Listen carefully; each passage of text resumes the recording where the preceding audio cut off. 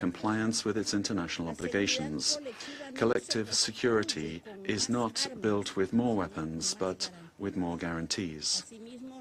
Likewise, we join the urgent call of the IAEA for the parties to exercise restraint in the use of force, particularly against nuclear facilities, taking into account the enormous risks that such actions represent.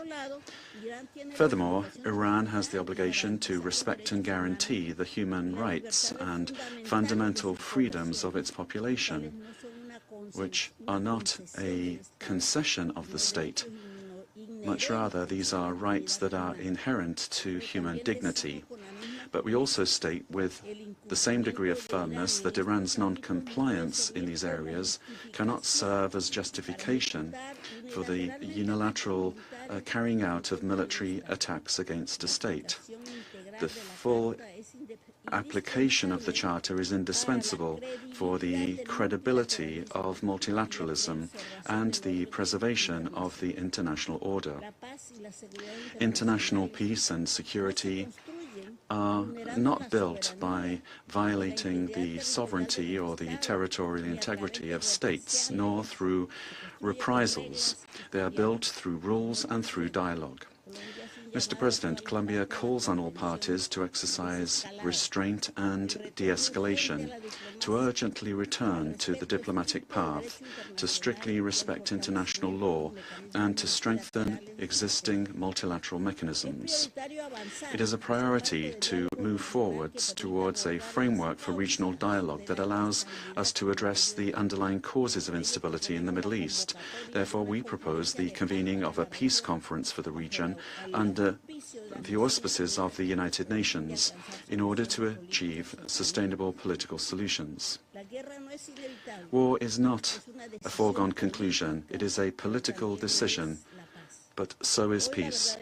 Today, the true responsibility of the international community and of this Council is to choose it, assuming with historical responsibility its primary mandate to preserve international peace and security.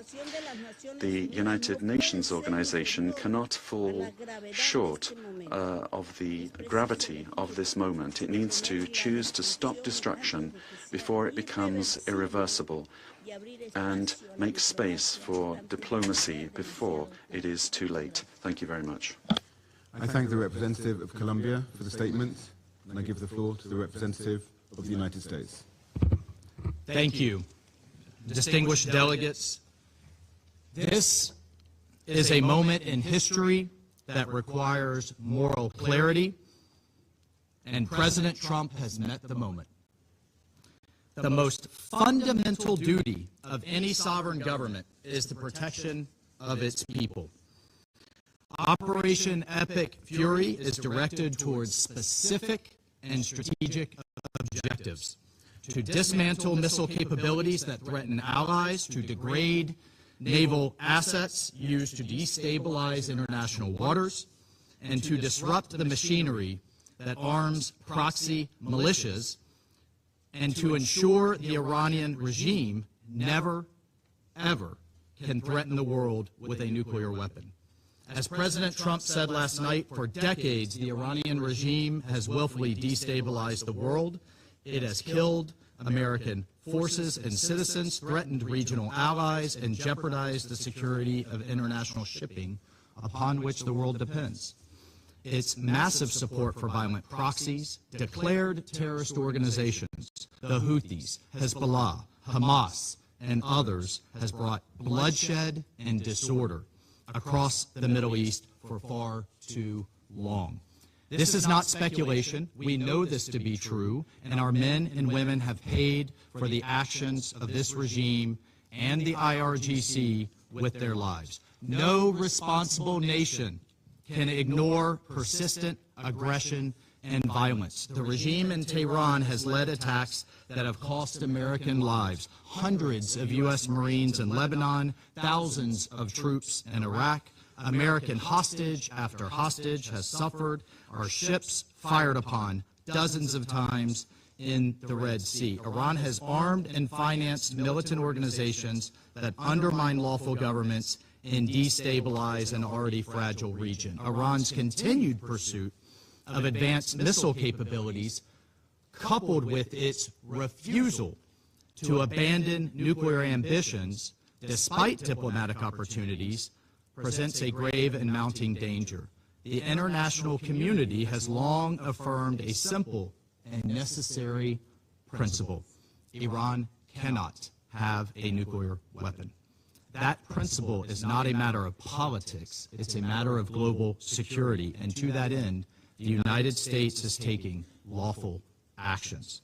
This body, the United States Security Council, has acted repeatedly on this threat. 20 years ago, starting in 2006, Resolution 1696 demanded that Iran suspend all uranium enrichment-related and reprocessing activities, invoking Chapter 7 of the UN Charter and adopting a legally binding resolution. When Iran failed to comply, this Council followed with Resolution 1737, imposing mandatory sanctions, including bans on nuclear-related materials and technology, asset freezes on key individuals and entities linked to their nuclear program, and establishing a sanctions committee. Subsequent resolutions, 1747 in the year 2007, expanded arms embargoes and asset freezes. Resolution 1803 in 2008 tightened restrictions on dual-use goods and calling for the inspections of Iranian cargo. Resolution 1835 in 2008 reaffirmed the need for full compliance. And Resolution 1927 in 2010, which was the most comprehensive, banning ballistic missile activities, tightening the conventional arms embargo, targeting the IRGC and shipping lines, and prohibiting new Iranian banking relationships, built a robust multilateral framework to curb Iran's nuclear and missile pursuits. These measures, again adopted under Chapter 7, represented the world's collective judgment that Iran's actions pose a threat to international peace and security. And despite numerous opportunities for an alternative path, Iran remained defiant. And the Security Council decided on September 19th of last year, 2025, to restore these measures, snapback sanctions, sending a clear message that the world will not acquiesce to threats and half measures, and Tehran would be held to account. On top of these actions by the UN, American diplomacy was attempted repeatedly and in good faith. President Trump, Secretary Rubio, our special envoys, Witkoff and Kushner, were relentlessly dedicated to diplomacy. But diplomacy cannot succeed where there is no genuine willingness to cease aggression, where there is no genuine partner for peace. As President Trump said today, and he spoke directly to the Iranian people, he said, quote, "To the proud, great people of Iran, I saw tonight that the hour of your freedom is at hand. The entire world has witnessed the regime's wholesale slaughter of innocent civilians. The sad irony is that this same regime will attempt to lecture us today about human rights and the rule of law. Its presence here in this council makes a mockery of this body. But where the UN lacks moral clarity, the United States of America will maintain it.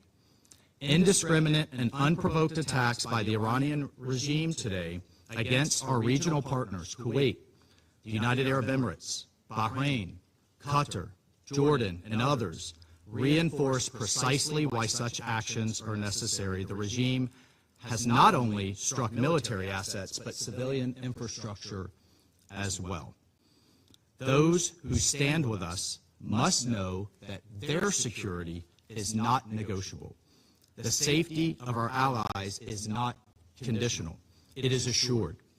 The bottom line is this, colleagues. Our allies and partners can count on the United States and can count on President Trump. Colleagues, peace is not preserved by appeasing those who threaten it. Peace is preserved through strength in the face of terror. History has taught us that the cost of inaction is far greater than the burden of decisive action.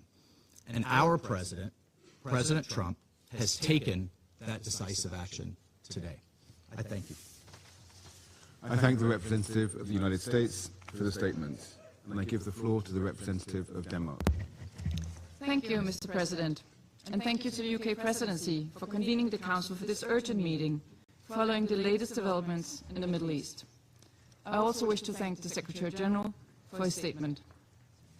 Today's developments are deeply concerning and pose the risk of further destabilizing an already volatile situation at a time of heightened tensions in the Middle East. Mr. President, let me reiterate our deep concern over Iran's unacceptable behavior related to its nuclear program, its ballistic missiles, its destabilizing activities in the region and beyond, and its violent crackdown and repression against its own people. As a consequence, the European Union, with Denmark's active support, has adopted strong sanctions against Iran, just like we have always been promoting diplomatic efforts to address the nuclear and ballistic missile programs through a negotiated solution.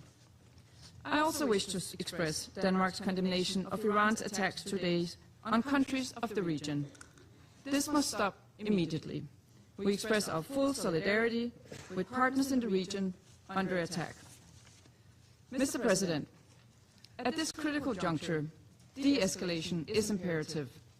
A broader regional escalation would have devastating consequences for the Middle East and for international peace and security. We call for maximum restraint and respect for international law, including international humanitarian law. What is needed is for diplomatic efforts to reduce tension and for the negotiations to resume in good faith as the only viable, lasting solution to the Iranian nuclear issue. Iran must never be allowed to develop or acquire a nuclear weapon. This is essential for regional and international security. Finally, Mr. President, for years now, we have heard the Iranian people calling for dignity, for opportunity, and for their fundamental rights to be respected. For too long, authorities in Tehran have failed to heed these calls. We call on Iran to refrain from further attacks, give up their weapons programs, and to meaningfully engage with the international community in a manner consistent with its international obligations and the will and aspirations of its own citizens. I thank you. I thank the representative of Denmark for the statement, and I give the floor to the representative of Pakistan. Thank you, President. I would like to thank the Secretary General for his sobering presentation and assessment of the unfolding situation in the Middle East after concerning developments in the region. We concur with his view that there is no viable alternative to a peaceful settlement. President, Pakistan condemns the initiation of unwarranted attacks against the Islamic Republic of Iran in violation of international law. Yet again, these attacks come at a time when renewed diplomatic efforts were underway to reach a peaceful and negotiated solution. Such a course of action will undermine the peace and stability of the entire region with far-reaching consequences. Pakistan also condemns the attacks against the Kingdom of Saudi Arabia, Bahrain, Jordan, Kuwait, Qatar, and the United Arab Emirates, and stands in solidarity with all these brotherly countries and underscores the need to exercise maximum restraint. This is extremely unfortunate since several brotherly Arab countries were in fact supporting dialogue and emphasizing the need to avoid escalation. We particularly laud Oman's role in facilitating and mediating dialogue between Iran and the United States. These unprovoked attacks, therefore, constitute blatant violations of the sovereignty of the brotherly Gulf states. Pakistan also condemns the unfortunate death of a Pakistani national in the UAE during this dastardly attack. We urge all sides to refrain from any further actions that may undermine the security and territorial integrity of other regional countries. President, we regret the fact that diplomacy has once again been derailed as these attacks have happened right in the middle of negotiations. These military actions undermine dialogue and further erode trust that was already in short supply. We offer our condolences and sympathies to civilians caught in the middle of these violent acts. Our thoughts go out to the school children in Iran and many civilians elsewhere, and the family of the Pakistani national who was killed during attacks on the United Arab Emirates earlier today. President, the purposes and principles of the UN Charter are inviolable and sacrosanct. The Charter prohibits threat or use of force against territorial integrity or political independence of states. Pakistan reiterates the call for full respect for international law, including the UN Charter as well as the international humanitarian law. We are deeply alarmed at the risk of regional conflagration. Safety and well-being of millions of our compatriots in the countries of the region is also top priority for Pakistan. Pakistan is maintaining close contact and coordination with brotherly neighboring countries, including at the leadership level. We are ready to extend our support towards peaceful resolution of outstanding issues. Pakistan has consistently advocated the primacy of peaceful settlement of disputes and the imperative of avoiding confrontation and conflict in a region already beset by tensions and volatility, as the Secretary General has also noted. Diplomacy and dialogue should be the guiding principles for achieving negotiated settlement of all contentious issues in accordance with the rights, obligations, and responsibilities of the parties concerned.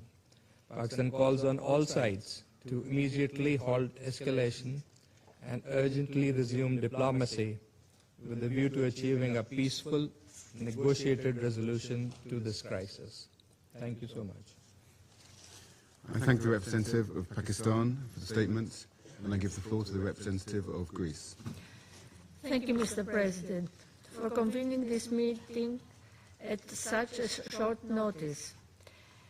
I would like also to thank the Secretary General for his briefing and his messages on respecting the principles of the UN Charter and his calling on de-escalation and the peaceful settlement of the situation. Mr. President, we express our deep concern following today's escalation.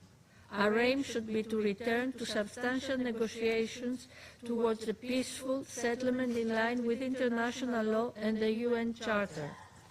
As the Council meets in this critical moment, we would like to stress the following. First, restraint is imperative. The risk for a wider regional confrontation with potentially grave consequences for international peace and security is real. Absent a swift diplomatic solution, we might now face the consequences of prolonged crisis. All parties must therefore exercise restraint, prevent a further spiral of violence, and work urgently to reopen credible channels of dialogue. Our Prime Minister and Minister for Foreign Affairs are in constant contact with our partners in the region. We strongly condemn the Iranian strikes in Bahrain, Jordan, Kuwait, Qatar, Saudi Arabia, and the United Arab Emirates. Second, Greece has consistently expressed its strong concern regarding Iran's nuclear program. Iran must never be allowed to acquire a nuclear weapon. The accumulation of significant quantities of uranium enriched up to 60% by a non-nuclear weapon state raises serious proliferation concerns and has no credible civilian justification. Full cooperation with the IAEA and strict adherence to international obligations are indispensable. It is widely believed that strong, permanent and verifiable oversight on Iran's nuclear and ballistic programs is a precondition for stability in the region. Diplomacy, grounded in verification and transparency, remains the only sustainable path forward. Third, maritime security in the Gulf, the Straits of Hormuz and the Red Sea must be fully respected by all sides. Even more now, of all times, stability is of the utmost importance. We urge Iran and its allies in the region to refrain from any retaliatory action that could endanger freedom of navigation, threaten commercial shipping, or further destabilize global energy and trade flows, constituting a blatant violation of the international law of the sea as reflected in UNCLOS. Fourth, the protection of civilians and respect for international law must remain absolute priorities. Adherence by all member states to the UN Charter, international humanitarian law and human rights law becomes even more critical. Civilians must not bear the cost of military escalation. The humanitarian consequences of further confrontation could be severe. In closing, Mr. President, the stakes for regional and global peace are exceptionally high. We urge Iran to immediately engage in meaningful and good faith negotiations with a view to achieving a durable, negotiated solution.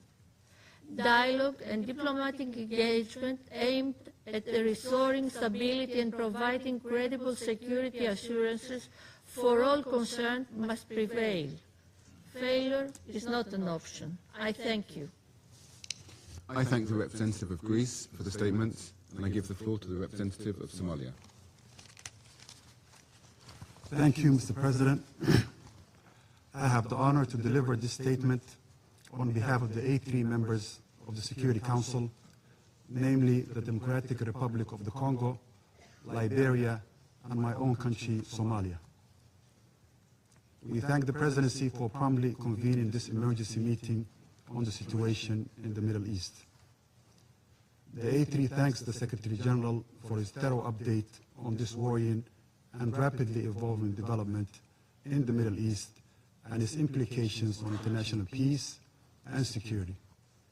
We also echo the Secretary General's message of today's military escalation in the Middle East. We welcome the representative of Iran to this meeting. Mr. President, the A3 aligns itself with the statement of the chairperson of the African Union Commission, His Excellency Mahmoud Ali Yusuf, on the U.S.-Iran military escalation issued on February 28th of 2026. The reported military strikes carried out by the United States in coordination with their Israeli forces against targets inside the Islamic Republic of Iran and Iran's subsequent response represents a perilous and deeply troubling escalation, one that marks a serious intensification of hostilities in the Middle East and threatens to engulf the entire region in an uncontrollable cycle of violence, suffering, and pain. The A3 condemns the missiles and drone attacks carried out by Iran against the sovereign territories of Bahrain, Kuwait, Qatar, Saudi Arabia, and the United Arab Emirates. The A3 reiterates that all member states must respect their obligations under international law, including the Charter, which prohibits the threat of the use of force against the territorial integrity or political independence of any state or in any other manner inconsistent with the purposes of the United Nations. These actions risk further destabilizing the Middle East and underscore the urgent imperative to safeguard broader peace and internal stability, particularly as the geographic scope of military activity expands beyond the initial parties to the conflict. The A3 remains steadfast in its commitment to the fundamental principles of international law and the Charter of the United Nations. At the same time, the A3 recognizes the concerns of all states in the region, which must be addressed through dialogue and peaceful means in accordance with international law and the UN Charter. We believe that all member states share a responsibility to act in accordance with these commitments, and that these are essential foundations for international cooperation and peaceful coexistence. Mr. President, the A3 calls for restraint, urgent de-escalation, and sustained dialogue. All parties must act fully in accordance with international law and the United Nations Charter to safeguard international peace and security. Our position underscores the importance of dialogue, the peaceful settlement of disputes, and respect of international law. It's important for all parties to exercise restraint and responsibility, uphold international law, and avoid any actions that could escalate tensions or threaten regional peace and stability. The A3 stresses that the spillover effects of these hostilities imperil countless lives and threaten to deepen existing crises. The A3 expresses its solidarity with the people of the region and reiterates that the African Union's commitment to peace, stability, and mutual respect among nations and regions. Mr. President, in this regard, the A3 urges all parties to prioritize diplomatic engagements, including the ongoing international mediation efforts facilitated by the Sultanate of Oman to prevent further deterioration and uphold international rules-based order. At this critical juncture, the A3 calls for the swift return to the path of negotiations as the only viable means to reach a sustainable agreement regarding the Iranian nuclear program.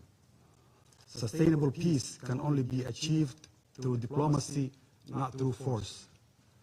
The A3 strongly reaffirms the urgent necessity of establishing a Middle East zone free of nuclear weapons and other weapons of mass destruction, applicable to all states in the region without exception, in accordance with relevant international resolutions.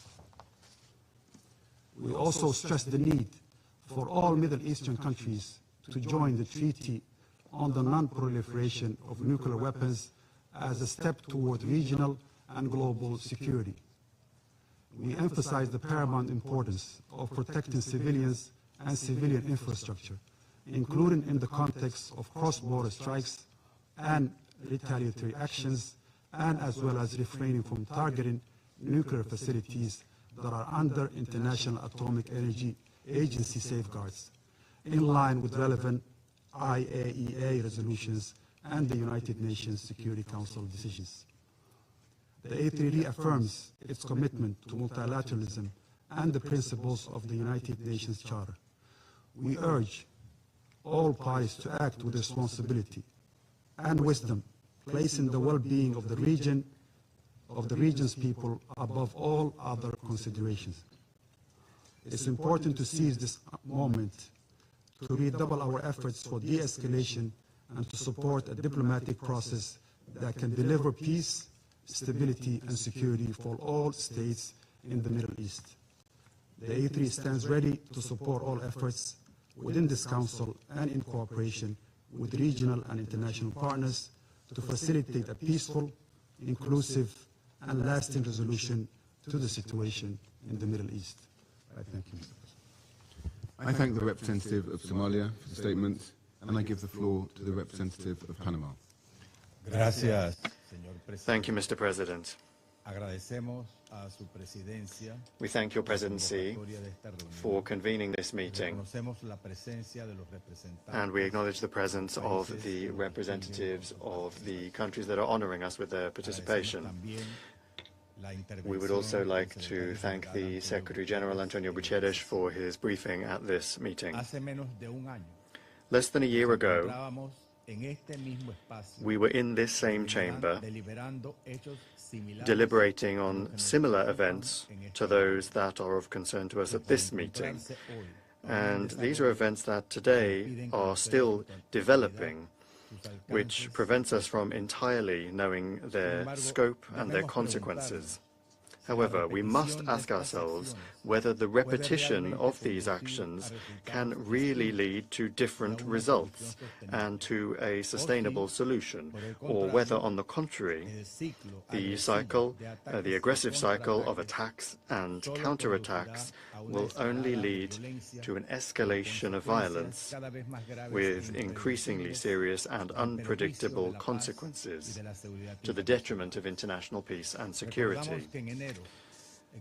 Let us recall that in January we considered the brutal and disproportionate use of force by Iran against its population, which was legitimately exercising its right to protest.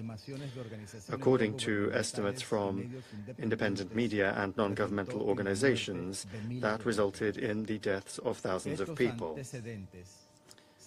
These previous facts point to a delicate situation in the country and the region, and they represent a clear and worrying warning of the possible real and human consequences of the escalation of the armed conflict. The Republic of Panama notes with grave concern the severity of recent events, which could trigger a regional conflict with serious direct repercussions on neighboring countries, such as those that have just been suffered by Bahrain, the United Arab Emirates, Qatar, Kuwait, Jordan, and Saudi Arabia, which Panama considers to be lamentable. This scenario must be avoided, especially in a context in which the Middle East has already been seriously affected by various crises in recent years, the consequences of which may transcend and cause harm beyond the immediate region, and may affect the rest of the world with incalculable consequences. The intensification of tensions will only increase instability and suffering, particularly impacting the most vulnerable populations, those that are always the first to suffer the consequences of conflicts.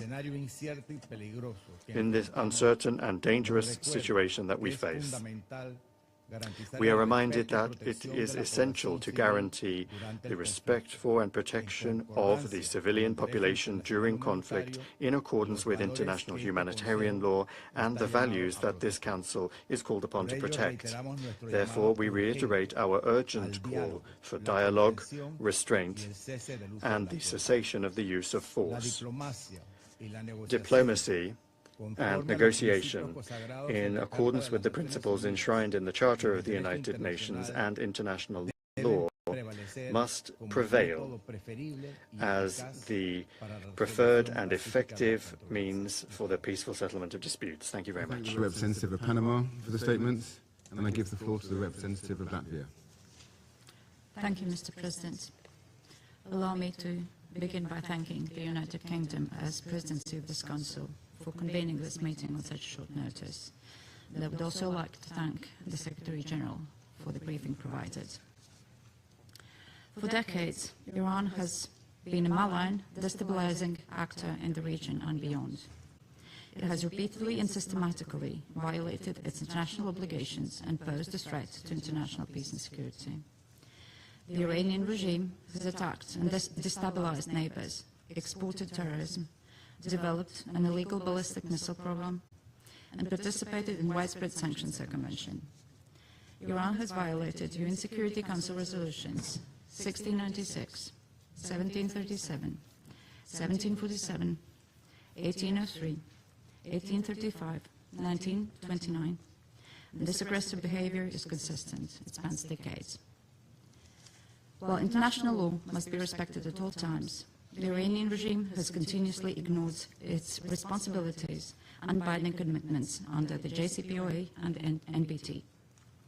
The regime has openly maintained its illegal nuclear program, despite repeated and genuine diplomatic engagement from the European Union, the UK, and the US. The IAEA Board of Governors has confirmed over the last 8 months that Iran is failing to engage and to grant monitors access to installations. And this is unacceptable.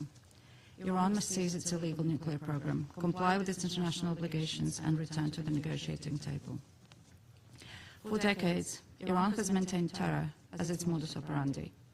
Iran has supported, armed, financed, and trained terrorist groups such as Hamas, Hezbollah, and the Houthis. It has enabled and emboldened attacks against countries near and afar. It has caused the death of thousands of civilians. It has promoted radicalization and the spread of terrorism, and undermined global energy and maritime security. Beyond the Middle East, Iran has directly supported Russia's war of aggression in Ukraine. More than 50,000 of the same Iranian Shahed drones, now striking numerous countries in the Middle East, have been transferred by Iran to Russia. Iranian weapons, Iranian technology have contributed to killing thousands of innocent Ukrainians, and like Russia in Ukraine, Iran is now bringing terror to innocent civilians in the Gulf countries. Latvia stands with the brave people of Iran, brave people that have endured so much, decades of brutality and repression. Recently, this Council met to address the atrocities perpetrated by the Islamic regime against its own people in the streets of Iran. Latvia and the European Union have already imposed sanctions against the IRGC. The Iranian people must be able to determine their own future, free from violence and repression. Mr. President, Latvia joins the call for an immediate cessation of hostilities and urgent de-escalation. We call on all sides to protect civilians and avoid further escalation. Latvia condemns the unprovoked Iranian strikes against countries in the region, namely our fellow member of the Council, Bahrain, and Jordan, Kuwait, Qatar, Saudi Arabia, the United Arab Emirates. Strikes on these countries constitute a threat to regional and international peace and security, and we stand in solidarity with our partners. I thank you. I thank the representative of Latvia for the statement. I shall now make a statement in my capacity as a representative of the United Kingdom. I thank the Secretary-General for his briefing. Colleagues, this is a fragile moment for the Middle East. The United Kingdom played no role in the strikes against Iran. But we are under no illusion about the nature of the Iranian regime. The Iranian regime has murdered thousands of its own people simply for exercising their fundamental rights and freedoms. Iran has repeatedly ignored calls to find a durable and acceptable solution to the nuclear issue, while continuing to destabilize the region through its support to proxies and partners. We strongly condemn Iranian strikes across the region, including the attacks on a hotel in Dubai, the attack on Kuwait's civilian airport, and attacks on civilian targets in Bahrain. We extend our support and solidarity to all our partners, many of which are not parties to the conflict. Regional stability remains a priority. As my Prime Minister stated, UK forces are active and British planes are in the sky today as part of coordinated regional defensive operations to protect our people and regional partners, as the United Kingdom has done before and in line with international law. Reports of strikes on civilians and civilian infrastructure are deeply alarming. The protection of civilians and full respect for international law is critical. Iran must never be allowed to develop a nuclear weapon. That is why we, alongside our French and German partners, have continually supported efforts to reach a negotiated solution. We have always been clear that only a diplomatic solution can fully and sustainably address these threats. We want to see the swiftest possible resolution that ensures security and stability for the region. Iran must refrain from further strikes and its appalling behaviour to allow a path back to diplomacy. We will continue to work with our partners to this end in support of peace and security and the protection of civilian life across the region. I resume my function as President of the Council. I now give the floor to the representative of the Islamic Republic of Iran. In the name of God, the compassionate and merciful, we appreciate the Secretary General for his briefing and his contribution to this meeting. We express our sincere appreciation to the Russian Federation and China for supporting the convening of this emergency meeting of the Security Council to address the manifest aggression committed by the United States and Israeli regime. I also thank those Council members, in particular China, Pakistan and the Russian Federation, who have today taken principled position in condemnation of this unlawful act. And it is regrettable that some members of this body, in a blatant double standard, disregarded the flagrant act of aggression committed by the US and Israel on Iran and condemn Iran for using its inherent right to self-defense on the UN Charter. Mr. President, this morning the United States regime jointly and in coordination with the Israeli regime initiated an unprovoked and premeditated aggression against the Islamic Republic of Iran for the second time in the recent months, while deliberately attacking civilian populated areas in multiple large cities of Iran where millions of people reside. As a result of this brutal armed attack, hundreds of civilians have been killed and injured. The aggression and atrocious crime of the United States regime and the Israeli regime and the deliberate and persistent targeting of civilian infrastructure are going. In addition to the numerous civilian residential buildings, the aggressors have also targeted a school in the city of Minab, Hormozgan province, killing more than 100 children. The number of innocent civilians continues to rise. This is not only an act of aggression, it is a war crime and a crime against humanity. Yet today, once again, the representative of the United States, through a regrettable pattern, has attempted to distort facts and rely on misinformation to justify the blatant aggression of the United States and Israel against my country. The facts, however, are unequivocal. The justification advanced by the representative of the United States today are illegal and entirely devoid of legal foundation. The baseless allegation invoked to defend this unlawful use of force have no standing under international law. The invocation of preemptive attack claims of imminent threats or other substantiated political claims cannot legitimize aggression. Such claims are unfounded legally, morally, and politically, and they contradicted the clear principles of the Charter of the United Nations. I also categorically reject the assertion made by the representative of France, the United Kingdom, and certain other Western members regarding Iran's peaceful nuclear program. These claims lack a factual and legal basis. Mr. President, distinguished colleagues, the President of the United States and the Prime Minister of the Israeli regime have openly claimed responsibility for this act of aggression and have explicitly articulated regime change as their objective, an unmistakable admission of their intent to violate Iran's sovereignty and territorial integrity. The President of the United States has falsely described this aggression as necessary to neutralize an imminent threat to the American people, This is nothing more than a deliberate attempt to mislead the international community and the U.S. public opinion and manufacture consent for unlawful war.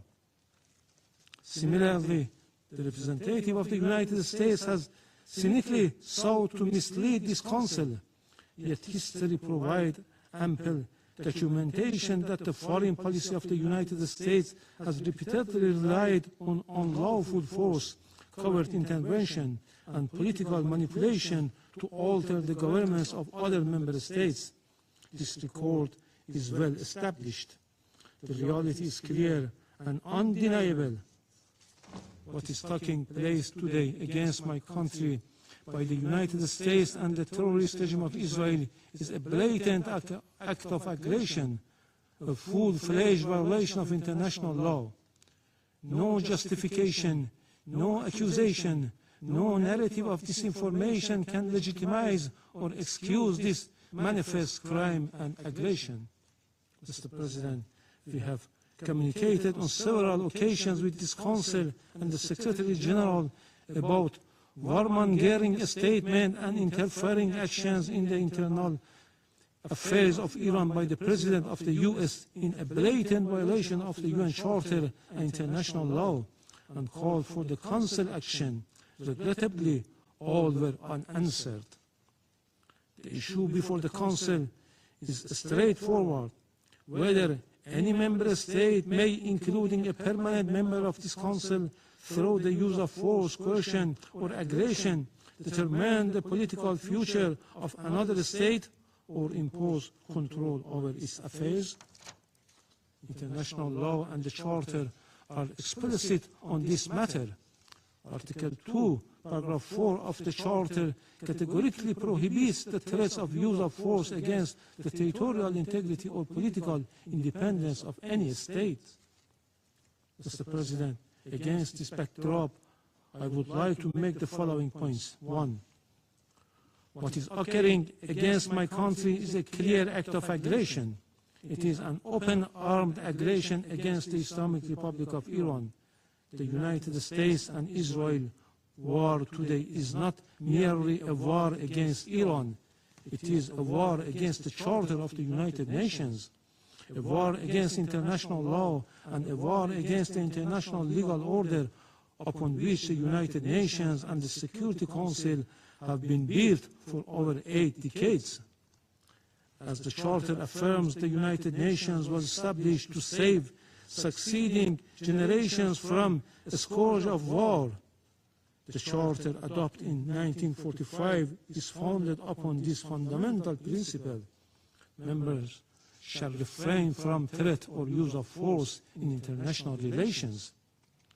The sole exception is the inherent right of self-defense under Article 51, and only in the event of an armed attack.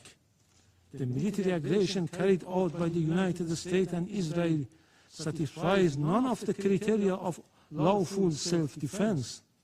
Accordingly, the action of the United States and Israel constitute a manifest violation of Article 2, a peremptory norms and a fundamental principle of international law accepted by all member states. Neither the Charter nor international law recognize internal matters of states as justification for the use of force by other states. Were this otherwise, no international legal order could endure. The rule of law would be replaced by the rule of force. 2. In responding to aggression on large-scale war, the Islamic Republic of Iran is exercising its inherent unlawful right of self-defense under Article 51 of the Charter of the United Nations. The armed forces of the Islamic Republic of Iran are utilizing all the necessary defensive capabilities and means to confront this criminal aggression and deter the hostile acts. Consequently, all bases, facilities, and assets of the hostile forces in the region shall be regarded as legitimate military objective within the framework of Iran's lawful exercise of self-defense. Iran will continue to exercise its right of self-defense decisively and without hesitation until the aggression ceases in full and unequivocal terms. 3. Iran remains firmly committed to respecting the sovereignty and territorial integrity of its neighboring countries. Under no circumstances will we target the sovereignty, people, or interests of our neighboring countries in the Persian Gulf. Our legitimate response have been directed solely and exclusively at the bases and assets of the hostile government of the United States that operate beyond the control of the host states. Priority has been given to the targets that diminish the aggressor capability and capacity to continue its malign actions. We had previously and formally conveyed this warning to the Secretary General and the Security Council. 4. Despite continuous U.S. hostile policy, we were sincerely and seriously pursuing the path of diplomacy and dialogue to reach a just, fair, and sustainable agreement. Yet, for the second time in the midst of the negotiation, the United States betrayed diplomacy and resorted to force and launched an attack against my country in blatant violation of Charter of the United Nations, brazenly interfering in Iran's internal affairs. They are even calling on the people to riot against their own government. The recent record of the United States toward Iran is equally clear. Since January 2025, the U.S. administration again reinstated the hostile approach, including the policy of so-called maximum pressure and economic strangulation through sweeping sanctions. The General Assembly has repeatedly voted by overwhelming majorities against such unilateral coercive measures. The objective of these illegal measures has been transparent, unconditional surrender. Despite repeated warning by Iran to the Secretary General and the Council regarding serious violation of the Charter by a permanent member, the Council has regrettably failed to discharge its primary responsibility, allowing the erosion of the rule of law in favor of the rule of force. 5. Just as the Israeli regime succeeded in dragging the United States into the quagmire of war with Iran, the United States in turn is deliberately seeking to expand the scope of the conflict by exploiting spaces in the Persian Gulf region. The hostile U.S. government dream of swallowing Iran and forcing the Islamic Republic of Iran into submission will never be realized. This war, before being a contest of military equipment and advanced technologies, is a battle of wills, and in that battle, the Islamic Republic of Iran will prevail. Furthermore, the Islamic Republic of Iran has repeatedly affirmed its commitment to diplomacy and negotiation. However, it will never submit to pressure, coercion, or force. Diplomacy has rules and principles. It cannot coexist with aggression. 6. The duty of Council members